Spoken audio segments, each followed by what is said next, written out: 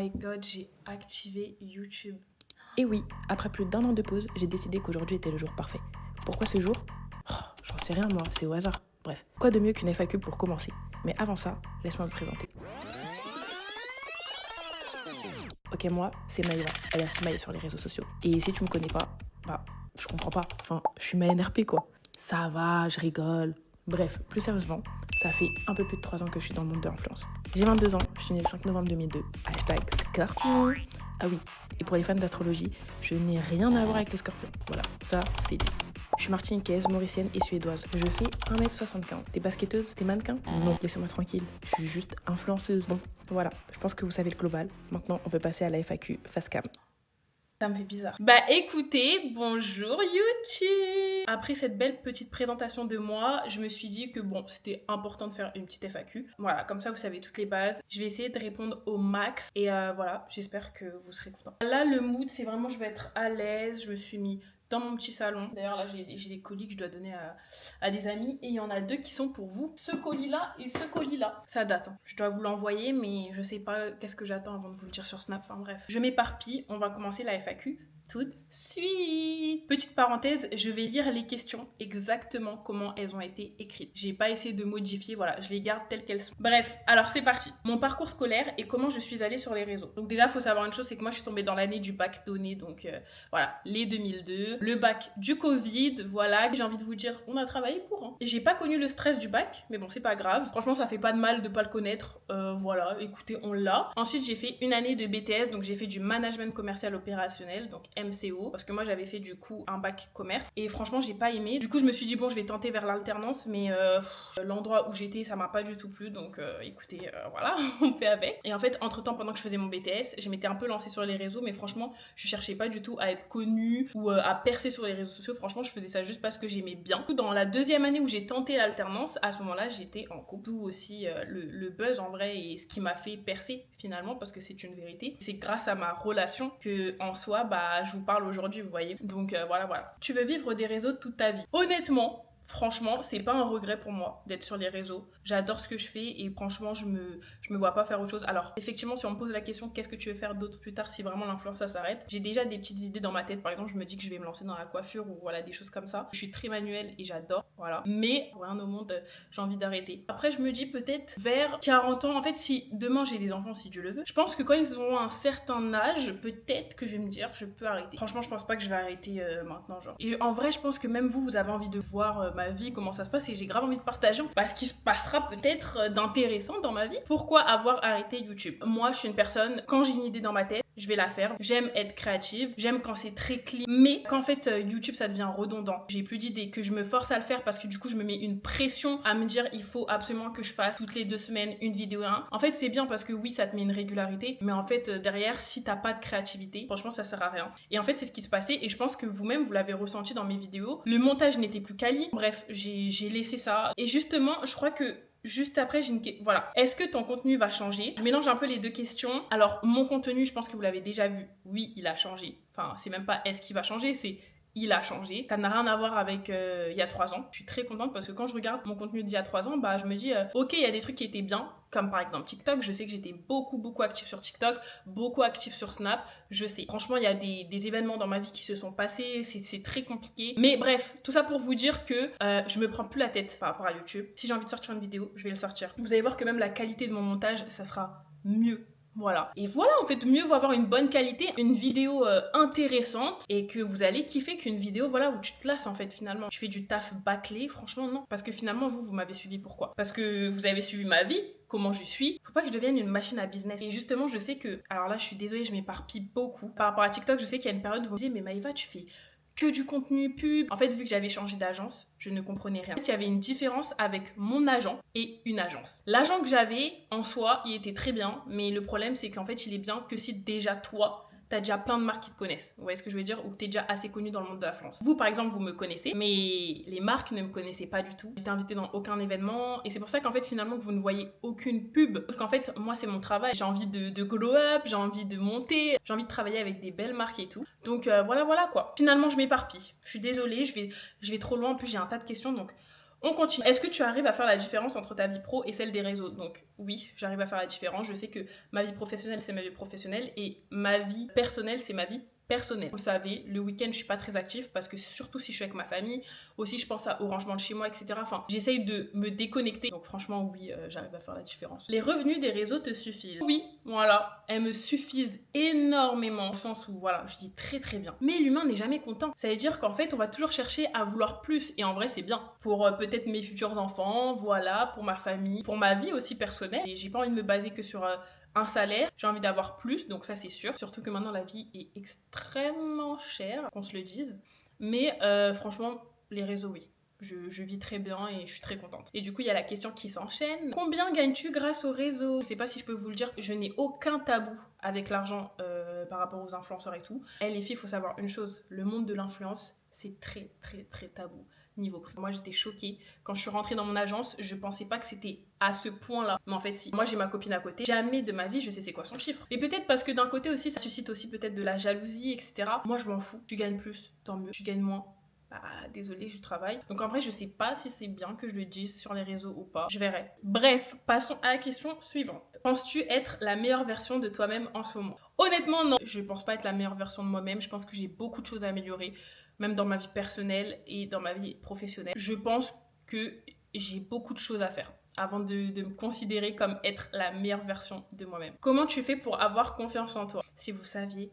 Alors je suis contente parce que du coup ça se voit pas, mais vous savez que pas du tout. Je dirais pas que j'ai confiance en moi à 0%, mais sur 100%, on est sur une globalité de 50. Allez, 60 max, mais vraiment pas plus. Oui, je me trouve belle. Par exemple, là, quand je regarde le retour caméra, oui, je me trouve belle. Mais en soi, c'est sur plein de choses. La confiance en soi quand tu parles, d'aller vers les gens, d'oser. Waouh, trop. C'est trop, je panique. Mon entourage, ils savent. Même ma TM, elle sait. Et on a beau me dire, oui, mais pourtant t'as ci, mais pourtant t'as ça. Oui, ok. Mais c'est plus facile à dire qu'à faire. Donc écoutez, je vous assume que j'ai pas totalement confiance en moi à 100%. J'ai un gros travail à faire. Et ça rejoint un peu la question, est-ce que tu penses être la meilleure version de toi-même? Mais tant mieux si ça se voit pas. J'arrive à bien cacher. J'ai eu une question, je la trouvais un peu intéressante. Présente-nous ton vision board et qu'est-ce que tu souhaites réaliser? Concernant mon vision board, est-ce que j'ai l'accent ou pas? Vision board.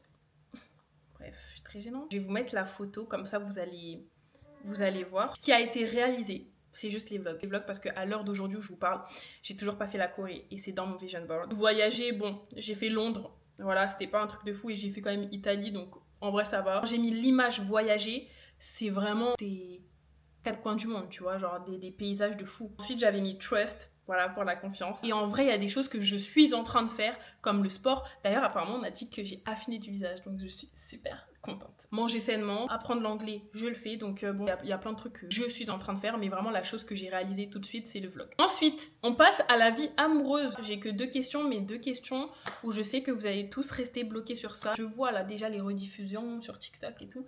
Bref, pourquoi tu as rompu avec Tyler GRT? Pour ceux qui ne connaissent pas, je peux pas vous dire les raisons précises. Pour l'instant, ça reste entre lui et moi. Alors, je comprends totalement les personnes qui disent bah écoutez, vous avez commencé avec nous, vous êtes censé finir avec nous. C'est vrai. Mais c'est plus délicat que ça. Encore une fois, c'est plus facile à dire qu'à faire. C'est pas une fausse relation. Donc en fait, oui et non. Ça reste quand même ma vie personnelle. C'est comme si là, vous me dites, bah écoutez, vous nous avez fait rentrer dans votre vie, donc en fait, tous les problèmes que vous avez, vous devez nous dire, mais pas du tout. On partage notre quotidien, oui, il n'y a pas de souci, mais dire ma vie, mes problèmes, mes factures, non, en fait, il faut faire la différence justement avec le professionnel et le personnel. Ce que je peux vous dire par contre, c'est que voilà, Tyler et moi, on n'est pas du tout en mauvais termes. Je pense qu'il faut pas cracher dans l'eau qu'on a bu. On a un certain respect entre nous deux. Et puis voilà, en fait, il fait sa vie, je fais ma vie, en tout cas pour l'instant. Et par contre, on m'a posé aussi du coup, est-ce que je regrette d'avoir affiché ma relation? Non.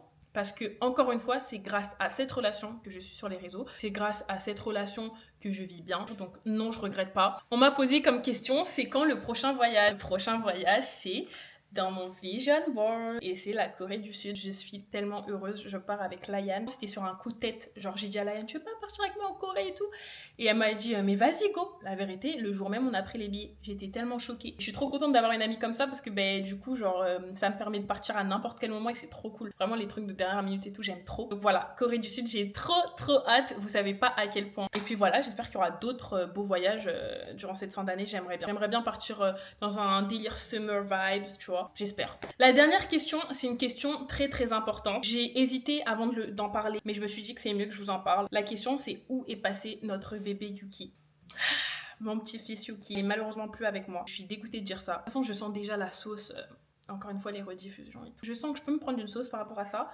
Mais écoutez, faut assumer. Alors, faut savoir une chose, c'est que moi, quand je l'ai eu, donc déjà c'est mon ex qui me l'avait offert, j'avais forcé. Ceux qui me suivent depuis, vous savez que j'avais forcé pour avoir un Shiba, j'étais trop heureuse, bref. Et à cette période-là de ma vie, j'étais avec mon ancien agent. Donc j'avais pas beaucoup de taf, je travaillais que avec Maybelline et GD Sport. Vous me direz, c'est déjà très bien. C'est en même temps très peu. J'avais pas d'événements, rien. J'avais tout le temps pour m'occuper de mon petit chien Yuki. J'étais trop contente, sauf que finalement j'ai pris une décision, je suis partie en agence et là rien à voir de là où vous avez vu le nombre de pubs parce qu'en fait tout est tombé d'un coup. J'étais perdue. Vraiment c'est d'organisation. En fait je faisais que les collabs et j'arrivais pas en fait. Tellement c'était un choc pour moi et un changement total. J'avais même pas encore signé dans l'agence que j'avais déjà une collab. Bref, ce n'est que détail. Pour revenir à Yuki, vu que du coup c'était une nouvelle agence et tout, j'avais beaucoup de taf. J'avais un peu du mal à m'en occuper, je le promenais pas assez. J'avais du mal avec mon organisation, d'ailleurs encore aujourd'hui. Et en fait, je sais qu'il était pas finalement très heureux et très épanoui avec moi. Ça m'a fait très mal au cœur de me dire ça. C'était soit je pensais à moi et je gardais Yuki pour moi, ou soit je pensais à Yuki et je me disais écoute mon chien tu vas avoir une vie mais incroyable peut-être avec une autre famille, vous voyez. Moi c'était hors de question de le mettre à la SPA ou de l'abandonner, alors jamais de ma vie. Fallait absolument que soit je trouve une famille, voilà, obligé. Finalement en fait c'est ce que j'ai décidé de faire. Il faut savoir aussi qu'il me faisait beaucoup de bêtises chez moi. Je pense que c'était de l'anxiété, etc. Enfin bref, je sais pas comment vous dire, genre j'arrivais pas à gérer. Et donc du coup j'ai pris la décision de le donner à une famille. C'est une famille incroyable. Ils ont une grande maison, un grand jardin, 2 enfants, 2 chiens, un chat, un hamster. Dans les 2 chiens ils ont un Shiba. Ouais, j'étais trop contente pour Yuki, je me suis dit il va s'amuser, il va avoir des chiens, il va s'amuser tout le temps avec eux. Et c'est des personnes aussi qui sont tout le temps avec leurs chiens, qui bougent tout le temps avec leurs chiens. Et moi c'est pas possible. Malheureusement c'est pas possible que je bouge tout le temps, en tout cas avec Yuki. Ça a été très dur. Je l'ai ramené à la famille et tout. Je pouvais avoir contact et tout avec lui, etc. Donc ça, c'était trop cool. Je pouvais appeler, je pouvais venir les voir, voilà, avoir des nouvelles de Yuki. Mais en fait, je sais pas si c'est une erreur ou pas. Finalement, quand je l'avais donné et qu'il était vraiment plus à moi, je me suis dit, oh, le chien n'est plus à moi. Yuki m'appartient plus. Yuki n'est plus dans ma vie. J'ai tellement pleuré, je vous jure, j'ai ressenti ça comme un gourmand. Vraiment, genre, pour moi, c'était une relation amoureuse finie. J'ai pleuré pendant 2 jours. Je me suis dit, le premier jour, c'est pas grave, ça va passer. Le deuxième jour, j'étais encore pas bien. J'ai dit, non, j'ai besoin de Yuki. Yuki, c'est ma vie. C'est genre, c'est ce chien que je veux, c'est pas un autre, en fait. J'ai envoyé des messages, des longs pavés à la dame. Elle a refusé. Je vais pas vous montrer les pavés, mais voilà, j'ai envoyé des pavés. Mais ça se voit que j'ai été touchée, que j'avais besoin de mon chien. Genre, c'était tellement français. C'était tellement touchant. Il n'y a aucune personne sur Terre qui peut dire que ce n'était pas touchant ce que j'ai envoyé. Elle a dit non, elle voulait pas, elle voulait rien savoir. Dites-vous, je lui ai même proposé qu'elle adopte des chiots. Je lui ai proposé de tout lui rembourser. Elle l'avait que 2 jours. Écoutez, c'est la vie, c'est Dieu qui décide. Si demain je dois le retrouver, je le retrouverai. D'un côté, je relativise et je me dis qu'en vrai, ça a été peut-être la meilleure décision pour lui d'être dans une famille comme ça parce que malgré qu'elle a dit non et malgré qu'elle est méchante, parce que pour moi, c'est un peu de la méchanceté. Je sais qu'au fond, c'est quand même une bonne famille. Donc voilà, vous savez le pourquoi du comment vous ne voyez plus Yuki. Ça fait beaucoup de peine, vraiment, genre je vois beaucoup de memories de lui et tout. C'est une nouvelle page qui se tourne. J'espère pas me prendre une sauce, si c'est possible. On va me dire, oui mais c'est comme si demain t'as un enfant. Bon déjà s'il vous plaît, on peut pas, comparer un enfant et un animal, enfin un chien. Désolée mais non. Déjà à partir du moment où tu compares ça va pas dans ta tête. Ça sert à rien de me dire ça parce que tu ne peux pas comparer. Mon enfant, il va pas me creuser des trous dans le mur. Voilà. Déjà qu'on se le dise. Bref, donc voilà. En tout cas, je l'aimerais toute ma vie, Yuki. Parce que oui, j'ai oublié de vous dire, mais du coup, c'est froid maintenant entre la dame et moi. Donc jamais de sa vie, elle va m'envoyer des messages. Mais bon, c'est pas grave. C'est la vie. En tout cas, sur ce, j'espère que cette petite FAQ vous a plu. On se voit très prochainement pour les petits vlogs. Et j'espère qu'ils vous plairont. Voilà mes stars, je vous fais de gros bisous et vous inquiétez pas, je vais essayer d'être actif là. Bref, gros bisous mes stars. Mouah.